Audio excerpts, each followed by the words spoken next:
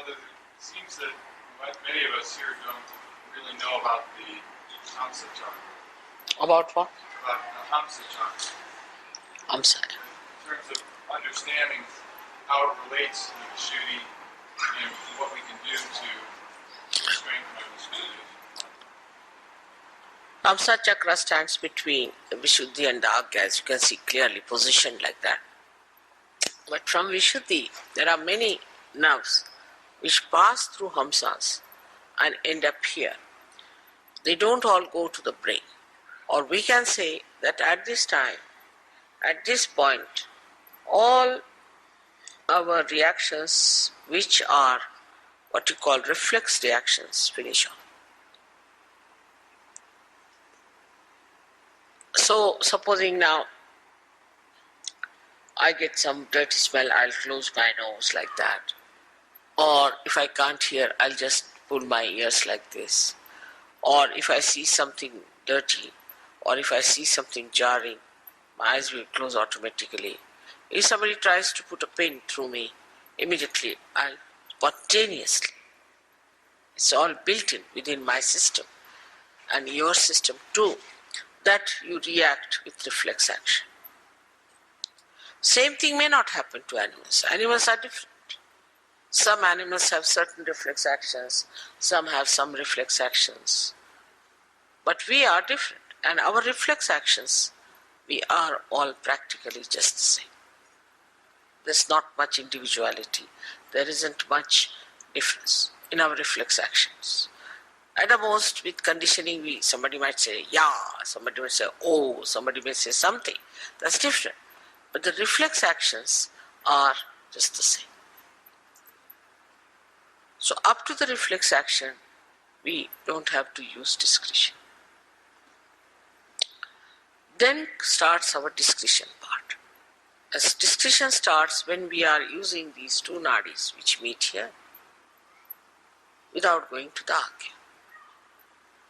So when these two nadis meet here, what happens? We start seeing through our experiences. First would be a reflex action, automatic reflex action. The second is when, supposing a child, if you tell the child, now this is hot, don't put your hand there, he won't listen. Put the child. With the experience, he will develop reflex actions, the conditionings of it. So thus reflexes are built in within us. Also, they are built in within us with, we should say, with other conditionings like, you see, in a country, supposing there's racialism, or in a country like ours, there's a caste system, then person react according to what they have learned from childhood. All these conditionings could be of the present day when you are born. You could have been yourself born in last life in, say, Africa. Today you are born with a white skin, so you have started sort of calling that African you have become. All these conditionings can be built into your Hamsa chakra, which have come from your training of the mind. You can see the experiences of the mind, the experiences of the society, of your knowledge, of your education, the way you are conditioned can be built in here, in the Hamsa chakra. And it reacts to things which has no meaning. If you I hate someone. Why? Because that person wears a blue jean or something, or you can say a green shirt. Now this is built in your mind. Or sometimes this falling in love also comes from the same kind of a conditioning. Supposing you had met somebody who had, say, blue eyes and was kind to you. So you have fascination for a person who has blue eyes. There's no pure idea about beauty, there's no pure idea of happiness, there's no pure idea of aesthetics. All is conditioned. For some people this is beautiful, for somebody this is not beautiful. So this is the place where these interchanges take place between both the nadis. And here the Hamsa lies outside the path of Kundalini. They sort of come out here, out of the path of Kundalini. It's very surprising. When the Kundalini moves, she goes from Vishuddhi direct to Agya. Now, how can we improve our Hamsadeh? Is a big problem. Because if our Hamsa is sick, is over-conditioned, the Kundalini cannot work on it. It just gives up. Now, so for Hamsa, we use all these physical things. Like I said, put the ghee in the nose. Keep it in a way that it is nourished properly. Because Kundalini, if it tries to, too much will have problem. Problem because, as it is, most of our time we spend in such a manner that your Hamsa things become what you call the epithelial cells, the linings become dried up. Now when the Kundalini rises, she may try to create a problem more for that dryness. Maybe. So it is kept out, but it has an effect in the sense that even if there is a light outside, it can fall inside. So it's not the Kundalini directly that affects your Hamsa. It is like when the Kundalini awakens, you yourself see now that a person is, whether he is fair complexioned or dark complexioned, he is a human being. You reason it out and Hamsa clears out. Then you see yourself that, oh, I am very egoistical. You start seeing yourself through your Agya. Start seeing that I am so conditioned. So you reason it out. And that's how you correct your conditionings. This is what is Hamsa Chakra. So Hamsa Chakra cannot be done if just you are a realized soul, but is an effect, is the symptom of your Kundalini awakening. Some people think that you develop discretion just as the Kundalini rises. Is it wrong? No. That has to be deliberately seen, that you build up that discretion within yourself. But once it is built, for example, my discretion is absolute. I just know what it is. See, my conditioning here is absolute. Is one with the Kundalini, one with reality. But for human beings, it has to be reflected by understanding. Like a child, he touches something hot and it is hot. Now this is hot because it's heated up. So you see a person is catching on the right heart. Right, he's catching on the right heart means he has got a right heart and he is suffering from such and such thing. You have to see it yourself. Now, if you tell the person, are you suffering from, say, asthma? He said, yes. How do you know? I know it because I have learnt it through my finger, which was burning. That's why I know it is. But supposing somebody has an asthma, and in that place the part, your Kundalini, you will get asthma immediately. You see the point? The conditioning cannot come to us unless and until it passes through or sieves through our reasoning and understanding. Are you understanding the point? It cannot work out. The reason is it filters your collective consciousness. Otherwise you go near a person who has AIDS and you become collectively conscious that he has AIDS. And if you imbibe all that into you as a conditioning, you will get it. But you are separated. Like a person who reads, say, there's a very nice story about this, Jerome has written.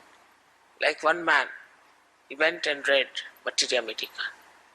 Went and told doctor that, doctor, I have all the diseases except for one, which is housewife's knee.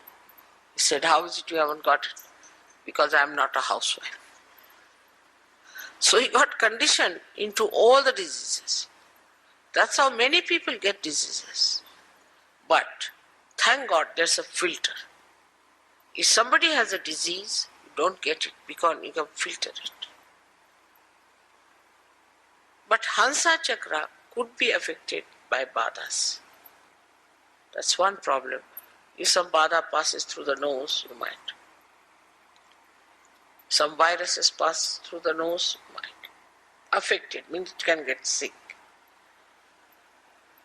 But one must understand the discrimination between the two. Say there's a virus infection outside. It can pass into your Hamsa Chakra and can give you a problem of sinus, this, that, physical. But you won't become like a person who has given you virus infection. So there is a filter. But supposing there's a person who is very hectic and you come in contact with that person, he's very hectic, so your Swadhisthana can take over. You can become hectic with that person. Living with that person, you can become hectic. But as far as the Hamsa is concerned, with anybody you live, your Hamsa doesn't carry the complete impact of that because there's a filter. So now if you have to develop the discretion, you have to learn. You have to understand. It doesn't come automatically. But with children who are born realized, their Hamsa is so developed that they know it. What is right, what is wrong. Because their Hamsa is so much trained that way. They don't have to use much understanding. But those who are now growing up, have become now Sahajogis, have to know through their own experiences their Hamsa. It's a filter also. But for a child, he knows what is right, what is wrong. Because his Hamsa is developed. In India, when the child is born, he is massaged nicely. Oiling is the best way to have a good Hamsa. Oil his head, oil his body, put put some drops in the nose, everything.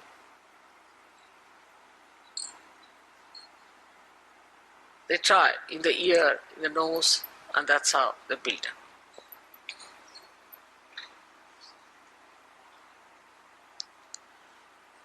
So, what I have to say that physically you should help your Hamsa Chakra by using ghee and all that. And mentally you should use it by learning things. In experience, what to do, how to do it, how to work it out, how to establish. That is how Hamsa Chakra grows and makes you discreet. That's why a tradition is very important. Tradition gives you the growth of the Hamsa Chakra. And then you go on discarding whatever is wrong out of that tradition. Then again, you keep whatever is good. You give it to your children, to your children, to your children. So the discretion comes to a person who is traditionally built up better than a person who has no traditions.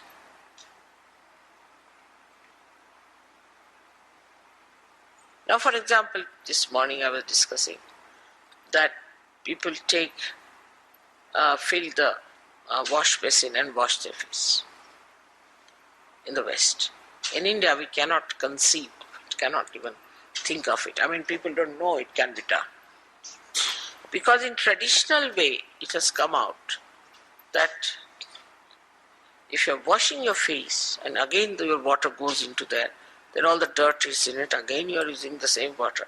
So you cannot have complete. So always use running water. Traditionally, we've learnt it. So it's so much in our heads, in our discretion, that we cannot even think of such a thing. Simple thing that Muladhara must be cleaned and washed. Any Indian you take it, he knows that is because they must have had some problems before. Whether he is in the north, is in the south, east or west, ask him. Auspiciousness is another thing. Is so much imbibed in the tradition. But if you have a tradition, say, of doing things which are absurd, also you can have traditions like that. Like very primitive people have all kinds of traditions which are very absurd. I was told that if you go to Ladakh, what they do, somebody dies, then keep the hand of the dead person in the house all the time like that. They think that that helps. But with tradition which is wrong, by discarding that, they will understand is wrong. So the more traditional you are, the ancient you are, you learn many things. Like we would say, English are in a way traditional. So supposing there's a lady coming down and you are coming with a lady, then the man will be in front automatically. He'll just move. But if she's going up, then man will follow her. Just happens automatically. Because traditionally they have learned that if you are going down, the lady may fall or something, so we should be in front. So what you call as the traditional habits of person gives you this hamsa. And these habits are built better and better with trial and error methods. And that's how you develop it. Now for people who are Sahaja Yogis, it's much easier to imbibe them. Because if you see something, yes, that's wrong, it should not be finished. But you should be so clear-cut about it and should determine. It works out. Your answer will be all right. But you tell them 10 times, still they'll do the same thing. Then that means that Hamsa is not willing to accept.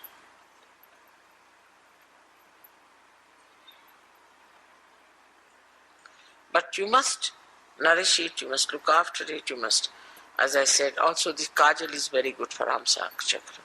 All kajal and the oil in the nose, ears is very good. All acts for that. Even, say, stalking other person, to talk discreetly, is to say something which doesn't lose its power of affecting that person. Like if you say something very harsh, then you should know how to neutralize it so that he retains that into himself. All these discussions only come also by tradition.